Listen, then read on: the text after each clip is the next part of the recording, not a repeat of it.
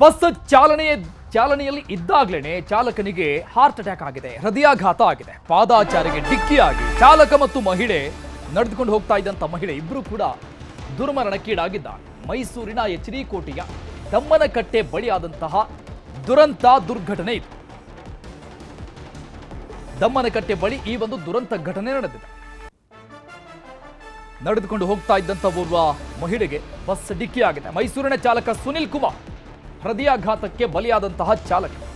Bus ಡಿಕ್ಕಿಯಿಂದ ದಮ್ಮನಕಟ್ಟೆ ಗ್ರಾಮದ ಲಕ್ಷ್ಮಮ್ಮ ನಡೆದುಕೊಂಡು ಹೋಗ್ತಾ ಇದ್ರು. ಲಕ್ಷ್ಮಮ್ಮ ಸ್ಥಳದಲ್ಲೇ ಸಾವನ್ನಪ್ಪಿದ. ಕೇರಳದ ಮಾನಂದವಾಡಿಯಿಂದ ಎಚ್.ಡಿ. ಕೋಟೆಗೆ ಕೆಎಸ್ಆರ್ಟಿಸಿ ಬಸ್ ಬರ್ತಾ ಇತ್ತು. ಆಗ ಈ ಘಟನೆ ಆಗಿದೆ. ಚಾಲಕನಿಗೆ ಹಾರ್ಟ್ ಅಟ್ಯಾಕ್ ಆಗಿದೆ. ಗಾಡಿ ಓಡಿಸ್ತಾ ಇದ್ದಂತಹ ಸಂದರ್ಭದಲ್ಲಿ ಬಸ್ ಸ್ಟೇರಿಂಗ್ ಮೇಲೆನೆ ಚಾಲಕ ಸುನಿಲ್ ಕುಮಾರ್ ಪ್ರಾಣ ಬಿಟ್ಟಿದ್ದಾರೆ. ಇದಾದ್ಮೇಲೆ ವಿದ್ಯುತ್ ಕಂಬಕ್ಕೆ ಡಿಕ್ಕಿ ಹೊಡೆದಿದೆ. ಬಸ್ ಜಮೀನಿಗೆ ನುಗ್ಗಿದೆ. ಅದೃಷ್ಟದಿಂದ ಬಸ್ನಲ್ಲಿದ್ದಂಥ ಎಲ್ಲ ಪ್ರಯಾಣಿಕರು ಸೇಫ್ ಆಗಿದ್ದಾರೆ. ವಿಧಿ ಎಂಥ ಪರಿಸ್ಥಿತಿ ಅಂದ್ರೆ, ಒಂದು ಕಡೆ ಚಾಲಕನನ್ನೂ ಕೂಡ ದೂರುವ ಹಾಗಿಲ್ಲ. ನಡೆದುಕೊಂಡು ಹೋಗ್ತಾ ಇದ್ದಂಥ ಮಹಿಳೆಯದ್ದು ಏನೂ ತಪ್ಪಿಲ್ಲ. ಲಕ್ಷ್ಮಮ್ಮ ಸ್ಥಳದಲ್ಲಿ ಸಾವನ್ನಪ್ಪಿರುವಂಥ ಮಹಿಳೆ, ನಡೆದುಕೊಂಡು ಹೋಗ್ತಾ ಇದ್ರು. ಏಕಾಏಕಿ ಬಂದಂಥ ಕೆಎಸ್ಆರ್ಟಿಸಿ ಬಸ್ ಡಿಕ್ಕಿ ಆಗಿದೆ. ಕಾರಣ ಕೂಡ ಈಗಾಗಲೇ ನಾವು ಹೇಳ್ತಾ ಇದ್ವಿ. ಬಸ್ ಡ್ರೈವರ್ಗೆ ಹೃದಯಾಘಾತ ಆಗಿ ಆ ಬಸ್ ಸ್ಟೇರಿಂಗ್ ಮೇಲೆನೆ ಅವರು ಸಾವನ್ನಪ್ತಾರೆ. ಆ ಕಾರಣದಿಂದ ಬಸ್ ನಿಯಂತ್ರಣ ತಪ್ಪಿ ಹೋಗಿ ಡಿಕ್ಕಿಯಾಗಿ, ಅದಾದ್ಮೇಲೆ ವಿದ್ಯುತ್ ಕಂಬಕ್ಕೂ ಡಿಕ್ಕಿ ಆಗಿದೆ. ಅದಾದ್ಮೇಲೆ ಅಲ್ಲೇ ಇದ್ದಂಥ ಜಮೀನಿಗೆ ಹೋಗಿ ನಿಂತ್ಕೊಂಡಿದೆ.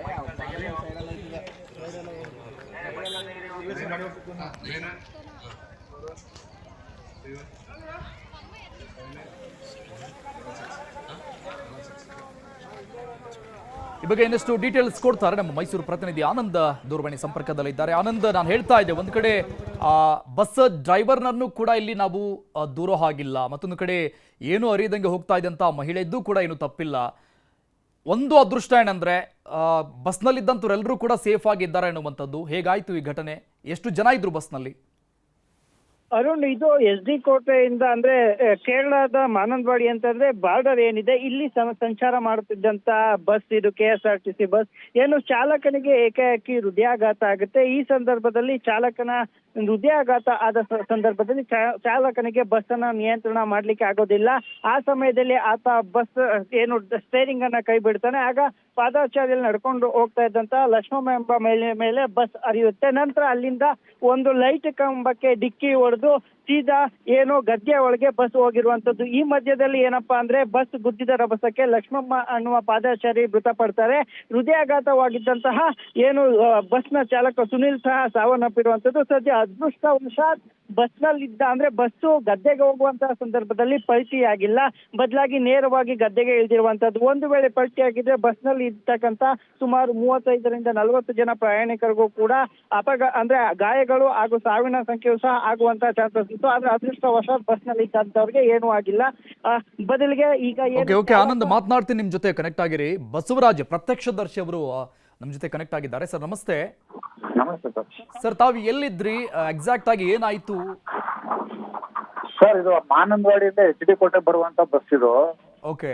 ಆಕ್ಚುಲಿ ಆಗಿ ಬಸ್ ಅಲ್ಲಿ ಬರುವಾಗ ದಮ್ಮನಕಟ್ಟೆ ಅಂತೇಳಿ ಎಚ್.ಡಿ. ಕೋಟೆನ ಒಂದು 15-20 ಕಿಲೋಮೀಟರ್ ದೂರ ಇದೆ. ಅಲ್ಲಿಗೆ ಬರುವಾಗ ಏಕಾಏಕಿ ಬಸ್ ಚಾಲಕರ ನಿಯಂತ್ರಣ ಕಳೆದ್ಬಿಟ್ಟು ಆ ಕಡೆ ಓಲಾಡ್ಲಿಕ್ಕೆ ಶುರು ಮಾಡುತ್ತೆ. ಆ ಬಸ್ ಅಲ್ಲಿ ಇದ್ದಂತರೆಲ್ಲ ಪ್ರಯಾಣಿಕರು ತುಂಬಾ ಭಯಭೀತರಾಗ್ತಾರೆ. ಏನಾಗ್ತದೆ ಕಣ್ಬಿಚ್ಚಿ ಬಿಡುವ ಅಷ್ಟೇ ಒಬ್ಬ ಮಹಿಳೆ ಪಾದಚಾರಿ ಬರ್ತಾರೆ. ಅವ್ರಿಗೆ ಬಸ್ ಡಿಕ್ಕಿ ಹೊಡೆದು ಅಲ್ಲಿಂದ ಒಂದು ಎಲೆಕ್ಟ್ರಿಕ್ ಪೋಲ್ಗೂ ಕೂಡ ಡಿಕ್ಕಿ ಹೊಡೆದು ನಂತರ ಹೋಗಿ ಒಂದು ಜಮೀನಲ್ಲಿ ನಿಲ್ಲುತ್ತೆ.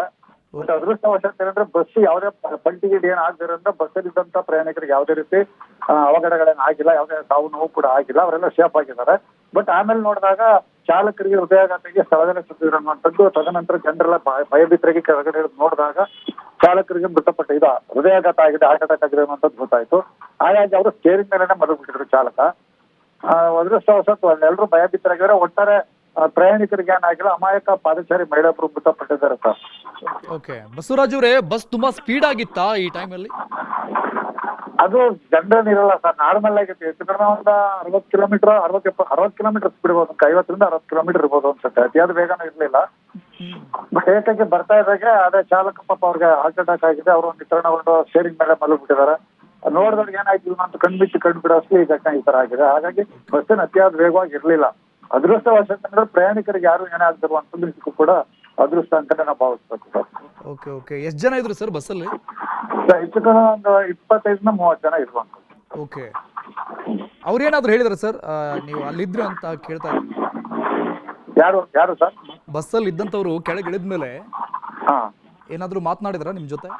ಅದೇ ಅವ್ರಿಗೆ ಗೊತ್ತಿಲ್ಲ ಫಸ್ಟ್ ಏನ್ ಹೇಳಿದ್ರೆ ಬಸ್ ಏನಕ್ಕೆ ಆಯ್ತು, ಯಾಕೆ ಡ್ರೈವರ್ ಎಲ್ಲ ಮೋಸ್ಟ್ಲಿ ನಿಯಂತ್ರಣ ತಪ್ಪಿದಾಗ ಅವರು ಡ್ರೈವರ್ ಬಗ್ಗೆನೇ ಸ್ವಲ್ಪ ತಪ್ಪಿಬ್ರ ಇಟ್ಕೊಂಡು ಇರೋನೋ ಆಗಿರ್ಬೇಕು, ಚಾಲಕನ ಅಜಾಗರೂಕತೆ ಅಂತ ಆರಂಭದಲ್ಲಿ ಆಕ್ಸಿಡೆಂಟ್ ಆದ ತಕ್ಷಣ ಅವರು ಡ್ರೈವರ್ ದೂಷಿಸೋದು ಅಂದ್ಕೊಂಡಿದ್ರು. ಆಮೇಲೆ ಕೆಲವರು ಅಲ್ಲಿ ನಾವು ಆ ಕಡೆ ಸ್ಪಾಟ್ಗೆ ಘಟನೆ ನಡೆದ ಮೇಲೆ ಆ ಕಡೆಗೆಲ್ಲ ಇದ್ದಾಗ ಈ ಕಡೆ ಏನೋ ಕೆಲವರು ಜನರು ಡ್ರೈವರ್ಗೆ ಹೊಡೆದ್ರು ಅನ್ನೋದು ಕೇಳ್ಪಟ್ಟಿದ್ದು. ಅದನ್ನ ಒತ್ತರ ನಾನು ನೋಡ್ಲಿಲ್ಲ, ಬಟ್ ಮಾತಾಡ್ತಿದ್ದನ್ನ ನಾನು ಕೇಳಿದೆ.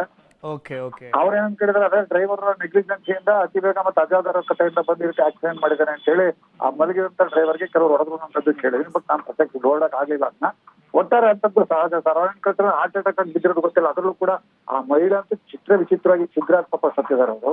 ಹಾಗಾಗಿ ಜನರ ಆಕ್ರೋಶ ಇರುತ್ತೆ, ಏನೋ ಆಯ್ತಲ್ಲ ಚಾಲಕ ನಿಯಂತ್ರಣ ಕಳ್ಕೊಂಡೇನೋ ಗೊತ್ತಿಲ್ಲ, ಹಾರ್ಟ್ ಅಟ್ಯಾಕ್ ಆಗಿದೆ ಅಂತ ಗೊತ್ತಿಲ್ಲ, ಅಜಾಗರೂಕತೆಯಿಂದ ಆಗಿದೆ ಅಂತೇಳಿ ತಪ್ಪು ಕಲ್ಪನೆಯಿಂದ ಸ್ವಲ್ಪ ಅದ್ರ ಮೇಲೆ ಹೊಡೆದ್ರು ಅನ್ನೋಂಥದ್ದು ಕೇಳ್ತದೆ. ಮತ್ತೆ ಇವರು 2 ಬಾಡಿಗಳು ಕೂಡ ಹೆಚ್ಚು ಸರ್ಕಾರಿ ಆಸ್ಪತ್ರೆ ಶವಾಗಾರಕ್ಕೆ ಸ್ಥಳಾಂತರಿಸಿದ್ದಾರೆ. ಥ್ಯಾಂಕ್ ಯು ಬಸವರಾಜ್ ಅವರೇ, ನೀವು ಸರಿನ ಜೊತೆ ಮಾತನಾಡಿದ್ದಕ್ಕೆ.